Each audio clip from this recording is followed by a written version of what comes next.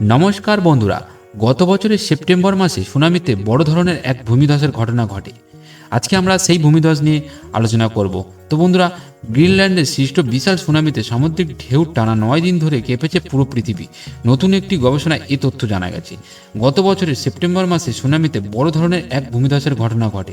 গবেষকেরা বলেছেন ওই মাসে গ্রিনল্যান্ডের 1.2 কিলোমিটার অর্থাৎ 0.7 মাইল উঁচু এক পর্বতচূড়া ধসে পড়ে। এতে সেখানকার খাঁড়িতে সামুদ্রিক ঢেউ ওঠানামা করে, আর এ ঘটনা গোটা পৃথিবীকে ভূত্বকে সৃষ্টি হয় কম্পন।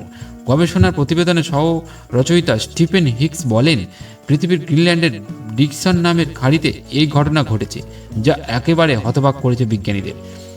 ইউসিএল আর্থ সায়েন্সের এই অধ্যাপক আরও বলেন, এই ঘটনার প্রথমবারের মতো পানি প্রবাহকে পৃথিবীর ভূত্বকের মধ্যে দিয়েই চলা কম্পন হিসাবে রেকর্ড করা হয়েছে, যা ঘটেছে বিশ্বজুড়ে এবং কয়েকদিন ধরেই এমনটা চলেছে। স্টিফেন হিক্স আরও বলেন, পৃথিবীর পৃষ্ঠে ঘটে চলা বিভিন্ন ঘটনা বা উৎস নানা ধরনের সিসমোমিটারে রেকর্ড করতে পারে, তবে আগে কখনো এত দীর্ঘস্থায়ী ও বিশ্বজুড়ে চলা ভূকম্পন তরঙ্গের রেকর্ড করা হয়নি। বৈশ্বিক উষ্ণায়ন এরই মধ্যে পৃথিবীর উপরে কীভাবে প্রভাব ফেলেছে এই ঘটনা আমাদের সেটি দেখিয়েছে। এছাড়াও জলবায়ু পরিবর্তনের সঙ্গে আগে স্থিতিশীল বলে ধারণা করা বিভিন্ন স্থানেও বড় ভূমিধসের আশঙ্কা থাকায় বিষয়টিও ফুটে উঠেছে এই ঘটনায়। 9 দিন ধরে পানির ওই বয়ে চলা কীভাবে অব্যাহত ছিল, গবেষকেরা সেটি দেখতে একটি গাণিতিক মডেল ব্যবহার করে ভূমিধসের কোণ পুনরায় তৈরি করে। গবেষণায় এই ইঙ্গিত পাওয়া গেছে, ওই ঘটনায় প্রতি 90 সেকেন্ডের পানি সামনে পেছনে আছড়ে পড়ে। এটি পৃথিবীর ভূত্বকের মধ্যে দিয়েই কম্পন ছড়িয়ে দেয়। এতেই সাম্প্রতিক ইতিহাসের সবচেয়ে বড় সুনামিগুলোর মধ্যে একটি তৈরি হয়। বৈশ্বিক উষ্ণায়ন এরই মধ্যে পৃথিবীর ওপরে কীভাবে প্রভাব ফেলেছে এই ঘটনা আমাদের সেটি দেখিয়েছে।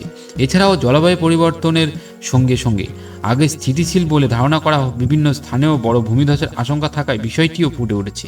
এই ঘটনায় গবেষকদের ধারণা, গ্রিনল্যান্ডের পর্বতচূড়া ধসের ঘটনাটিতে একটি ঢেউ সমুদ্রের খাঁড়ির 10 কিলোমিটার জুড়ে 7.4 মাইল ছড়িয়ে পড়ে। ঢেউয়ের উচ্চতা ছিল প্রায় তখন 110 মিটার। বন্ধুরা, এই ছিল আজকে ছোট্ট একটি ভিডিও। যদি ভিডিওটি তোমাদের ভালো লেগে থাকে তো অবশ্যই ভিডিওতে একটি লাইক করবেন, কমেন্ট করবেন এবং শেয়ার করে অন্যদেরকে জানার সুযোগ করে দেবেন, এবং সেই সাথে চ্যানেলটিকে সাবস্ক্রাইব করে বেল আইকনটি প্রেস করে অল করে দেবেন, যাতে এইরকম ধরনের ভিডিও এলে সবার প্রথমে পেতে পারো। তো বন্ধুরা, এখনকার মতো টাটা, সবাই ভালো থাকবেন, সুস্থ থাকবেন, দেখা হবে পরের ভিডিওতে।